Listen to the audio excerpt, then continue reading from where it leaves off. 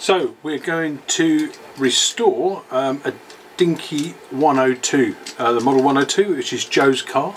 That came from the TV series, one series of that in the late 60s called Joe 90, which is about brainwashing an orphan boy to become a soldier of war. Very strange.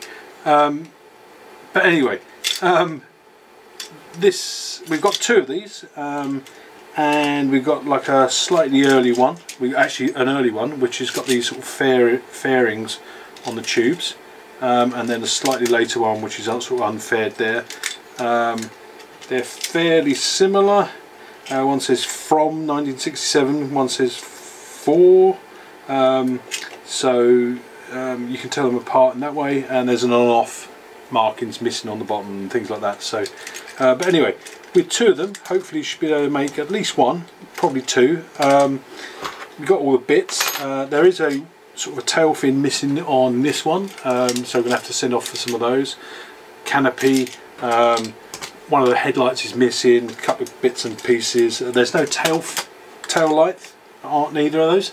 They use bimetallic strips in the light bulbs, and we're going to try and come up with something ingenious to do that. So on to the next stage. So the next thing is going to take these apart. Now the other thing I've also got is one of these. It's a Galactic War Chariot, and the reason I've bought this on eBay, and it's pretty much just like this, is this component is actually shared with the car, and this one's a broken one, so I'm going to be replacing this, putting it into there at a later point. Now, taking these apart is very simple. It's a just a single screw. So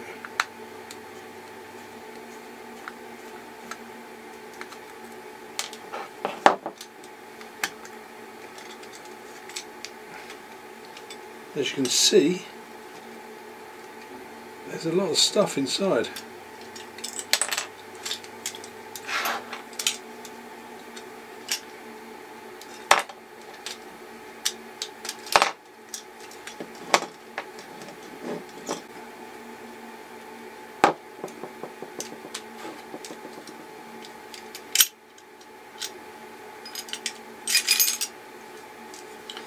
The whole thing comes apart.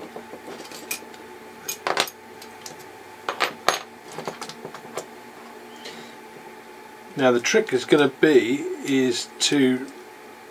what we're going to do about removing this tail piece, because it's got rivets in it. So if we really want to give it a good sort of restoration and clean these up and straighten them out, we're going to have to take these rivets off and then sort of re-screw them. And likewise on the front, the suspension, which you can see here, is a spring loaded. So you can see the suspension here is spring loaded by this piece of spring steel. But again, there's a rivet that's going to have to come out, and we're going to have to replace that with a screw.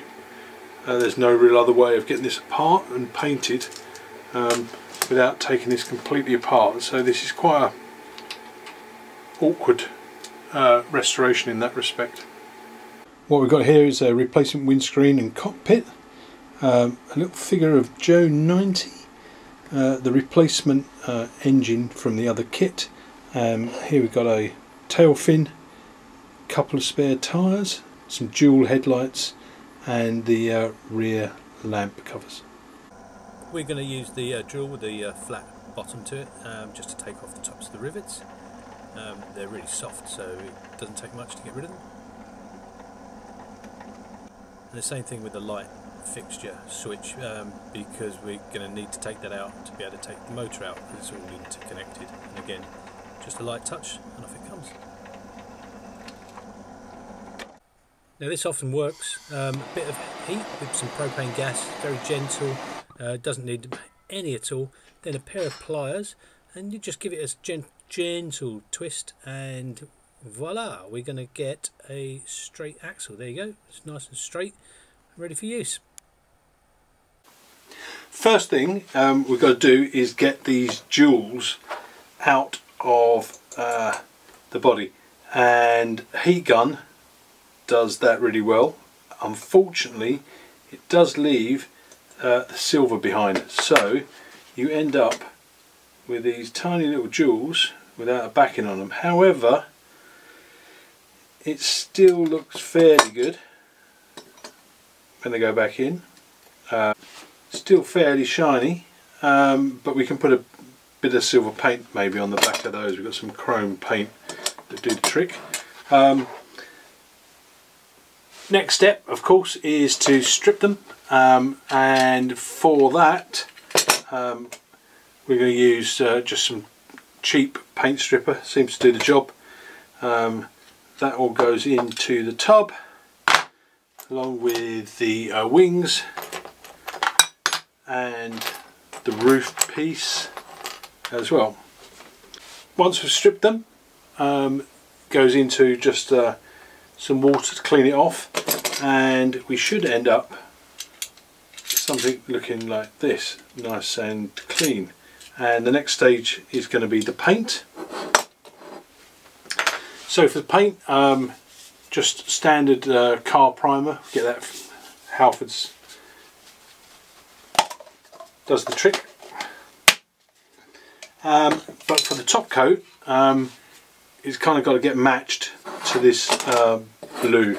So what we've done here, the top coat matched, we've got some mixed up, and as you can see, it's a pretty good match to the original. So to start the paint stripping off, just paint stripper poured on top, and we just agitate that with a brush. Just get it covered, and probably going to leave this for a couple of hours.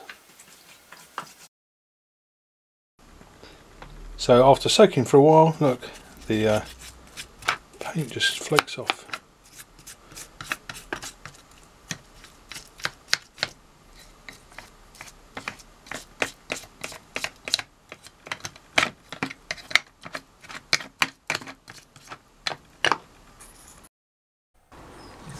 Just using a standard Halfords car primer to give this a couple of coats of grey.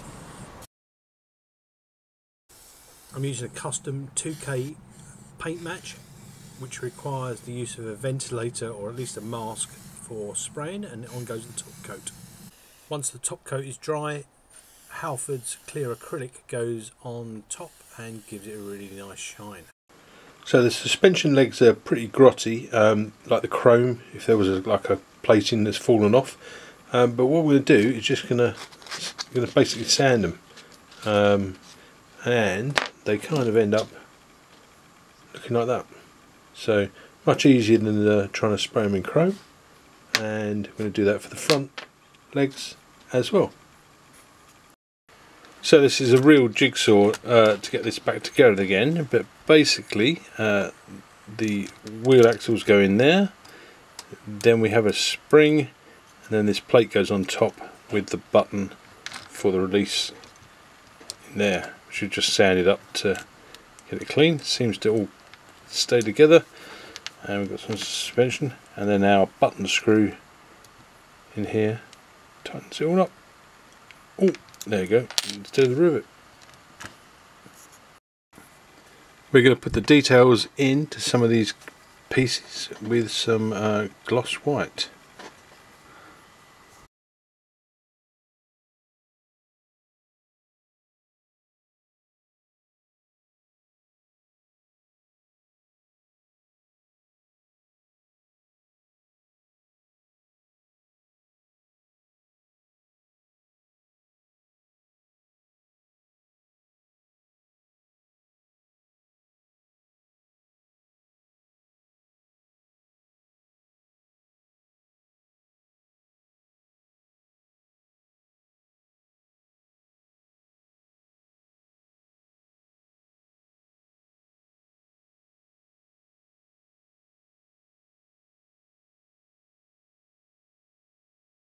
Everything's going to get a good clean up with orange Swarfiga. Just going to drop that into this little pot and give that a clean, including the cockpit and Joe 90. The windscreen, going to clean that as well, and then afterwards use this Pledge floor gloss, which is a great idea for giving a real good shine to clear plastic. It's an amazing stuff. You can get it, it's tricky to get hold of, and you have to buy a whole tub of it. It's like a pint of it, but it's pretty good and lasts forever. I mean, we've used like hardly anything so far. Once that's all cleaned, we'll start the reassembly. First thing is the turbines are going to go back in. I'm going to put a bit of glue on these actually and get that in. Bit of super glue on these.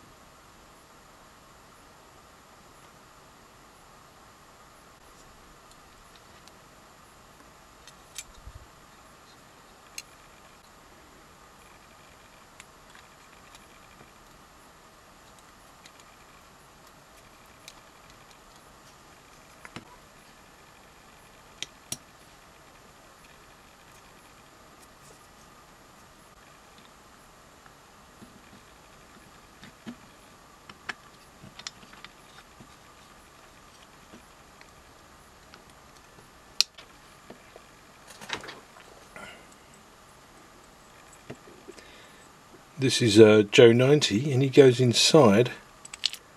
It's kind of like a weird push fit. We're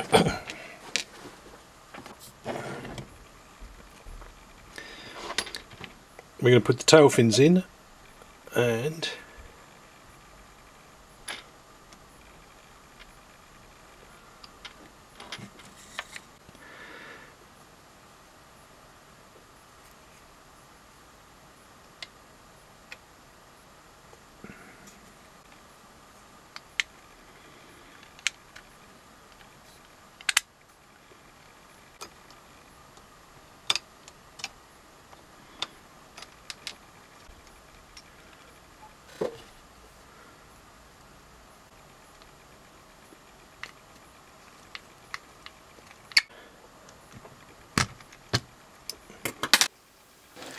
finally got this back together again, and it took ages to do it, but the big discovery was when I'm checking out the bulb, it looked like it still worked, and lo and behold, this is like a 30-year-old light bulb, and it still comes on. It's on, and it starts to heat up. As it gets warm, the bimetallic strip that's inside that light bulb kicks in, and it starts to flash. So we've got an original flashing light bulb in the back of a Joe 90. That is pretty unbelievable.